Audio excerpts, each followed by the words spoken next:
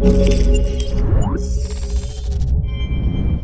what's going on guys, Arekkz here and welcome back to another Destiny video, and of course, more Rise of Iron. And in today's video, oh my gosh, do we have a lot of stuff to talk about. So, I genuinely thought that I would just kind of have a chill evening tonight, get ready for Rise of Iron tomorrow before everything kicks off, but Bungie dropped the most recent hotfix, and with that, the database was updated. And if you guys have been following Destiny for a while now, you'll know that when the database gets updated, basically everything starts showing up, and today is no different. I'm talking raid gear, exotics, shaders, quest items, consumables, Grimoire, loads of stuff like that has shown up in the database, which gives us lots of stuff to talk about. So in this video, I am going to cover the most interesting things. There's of course far too much to cover absolutely everything, but I'm going to speak about some of the things that I think you guys are going to want to know about. Of course, if you guys are having a complete Rise of Iron blackout, then I would suggest stepping away now, but just before you go, at the end of the video, I'm also going to be speaking to you guys about a new t-shirt that I've just launched, a Rise of Iron t-shirt, so if you guys do want to see that, then definitely check it out. And if you guys don't want to see all this information, then you can find a link to the t-shirt in the description box down below.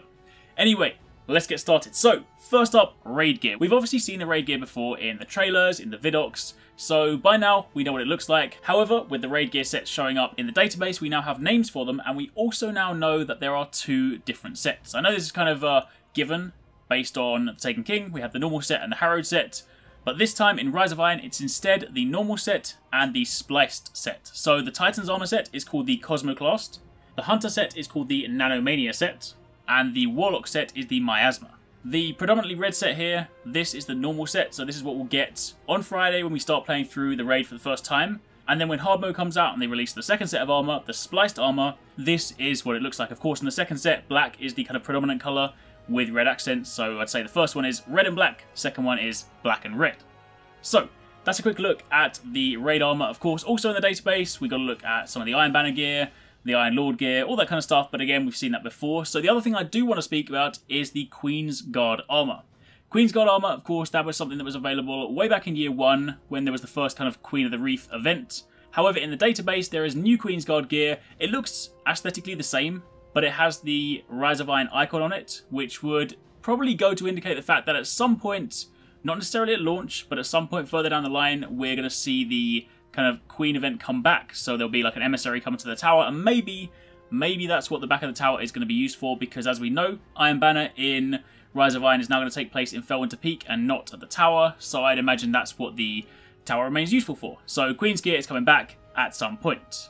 Moving on to exotics, these I'm just going to pass through very quickly because if I spoke about all of them in depth, then we would be here for a very long time. But basically, there are some new and returning weapons that have shown up, as well as a load of gear. Basically, the armor pieces that we saw during the Taken King trailer and in the Taken King database, the things like Thagamizers, Frosties, Transversive Steps, etc., they are now marked up as Rise of Iron gear, so it looks like they're coming back. Plus, we of course have exotics like Thorn, Kavozdov, Yellowhorn. There's the new Nemesis Star, which we of course saw in the trailer, Trespasser, the Young Wolf's Howl, which appears to be an exotic sword.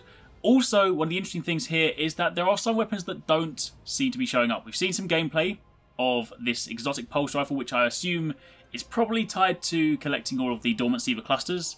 That does not show up in the database, so the fact that we're only seeing a selection of weapons gives me hope that there is still lots of stuff hidden, and that this list is not all the exotics. So I wouldn't just look at the database and think, well, hold on a minute, that doesn't look like a very big list, because it could definitely be longer. In fact, there's also another exotic weapon which I'll speak about a little bit later in this video, which I believe to be making a return, and that's that kind of exotic microphone looking rocket launcher. It was shown ages ago, but I believe it might well be coming back. Anyway, that's enough on exotics. Moving on to consumables, this one just passed through. Of course, we know there are loads of different consumables in Rise of Iron, things like the Splicer keys, the different Seaver offerings, the different sort of Seaver keys as well. There are loads of those items in the database. There's not really much to kind of glean from them, other than the fact that they are keys of some sort, so there'll probably be various different things in the Plague Lands, various different things in different areas of the world, which will coincide with those keys, so of course they are just general consumables. Moving on from there, there are loads of new shaders, and you can see them here, but the two that I want to call out are the red and black and the black and red ones. These are obviously the raid shaders. The red one is called the Nanopoiesis, which is most likely the normal mode raid one. That's the all red one. And you then have Incarnadine, which is the predominantly black one, which I believe is for hard mode. And if Taken King is anything to go by, then you probably get those shaders simply by owning all 5 pieces of the raid gear. So that's enough on shaders. Moving over to items, there's just one thing I want to speak about here. It seems like in the raid they're going to be bringing back that mechanic where you get the items in the raid that you need to upgrade the armor. If you cast your mind back to Vault of Glass or Crota's End, when you used to get things like Ascendant Shards and Ascendant Energy, and they were basically materials that you would only find in the raid or by dismantling raid gear, and those pieces were then used to upgrade the gear. I believe that's coming back in Rise of Iron because there's an item in the database called Siva Key Fragments, and the description for it reads, used to upgrade Wrath of the Machine raid gear.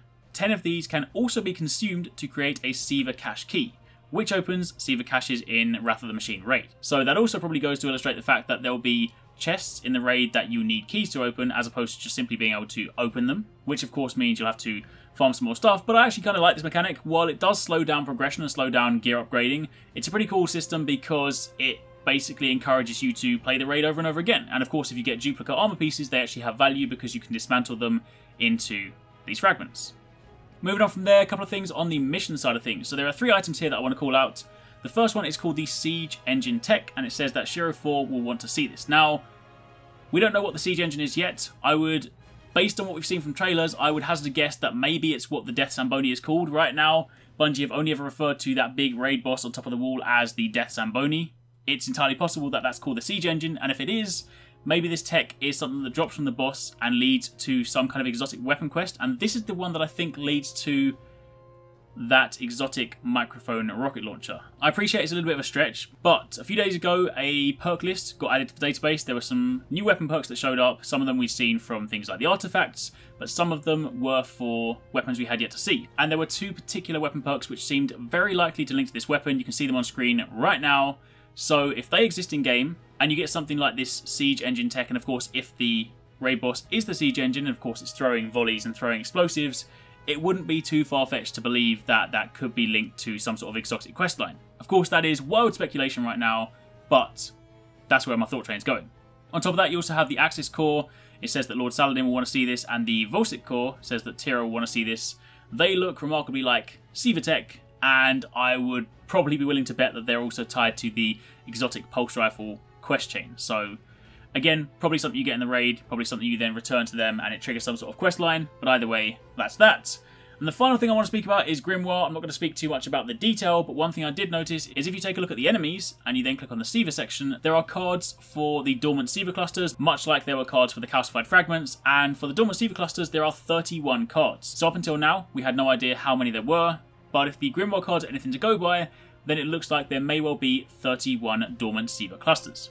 And that, my friends, is pretty much it. Well, I say pretty much it. There's, of course, loads more in the database, but that's all I kind of want to talk about for the time being, because if I went any further, then it would just be a case of just reading you loads and loads of descriptions. So if you do want to see it, then I'll link you just to the general Destiny database. You can just go and click around, look at different items, scroll through looking for the new Rise of Iron icon, and you can, of course, look at all the new stuff to your heart's content. However, before I wrap up this video, let's talk about the Rise of Iron t-shirt. So it's been a little while since I've done a t-shirt. I didn't do one for 300k because we were going through a rebrand at the time, so I thought instead, let's celebrate the launch of Rise of Iron with this t-shirt here. It features Lord Saladin, wolves either side, he's holding the Kvozdov, a very iconic weapon, in this shield, and personally, I really like it. I hope you guys do. Definitely let me know what you guys think in the comments down below. It's the same artist that did my previous Destiny t-shirts, the kind of Master Race ones with the different class helmets, so he's a really good artist. I love the work he does, so I really hope you guys like the t-shirt. It's currently on sale as part of a Teespring campaign. It's available for the next 14 days. That's 2 weeks. So if you guys do want to grab it, it's limited edition. It will only be available for the next 2 weeks, and once it's finished, then they will not be sold again. So if you do like the design and you do want to grab one of the t-shirts, make sure you do so in the next 2 weeks. You can find a link to the store in the description box down below.